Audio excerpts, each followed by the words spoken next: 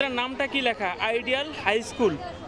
দেখেন কেন্দ্রের নাম আইডিয়াল হাই স্কুল, আর এইখানে আমার কেন্দ্রের নামটা কি আছে দেখেন, আইডিয়াল স্কুল অ্যান্ড কলেজ।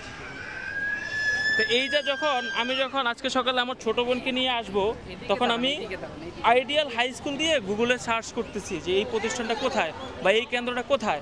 এখন গুগল দেখতেছি আইডিয়াল হাই স্কুল দিয়ে কোনো কেন্দ্র নেই বা কোনো প্রতিষ্ঠানে নাই, কোনো স্কুল নাই।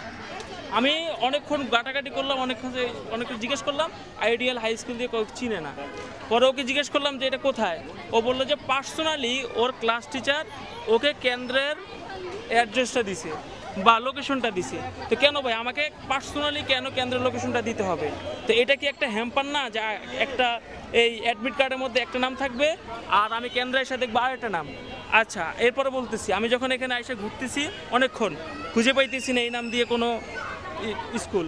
আমি এখানে এসে যে আসন, এই যে সিট প্ল্যানিংটা, আচ্ছা এই যে সিট প্ল্যানিংটা আমি যখন এসে দেখলাম, সিট প্ল্যানিং আপনার এখানেও লাগানো আছে, আপনারা যা দেখেন এই সিট প্ল্যানিংয়ের মধ্যে লেখা আছে আইডিয়াল স্কুল অ্যান্ড কলেজ।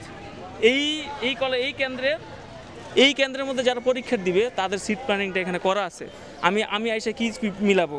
আমার অ্যাডমিট কার্ডের মধ্যে যেই নামটা লেখা আছে বা আমার কেন্দ্রের যেই নামটা লেখা আছে এই আইডিয়াল হাই স্কুল, এটাই তো এসে আমি সিট প্ল্যানের মধ্যে দেখাবো বা দেখবো যে এই কেন্দ্র দিয়ে এখানে কোনো সিট প্ল্যান আছে কিনা। আমি খুঁজে পাইনি।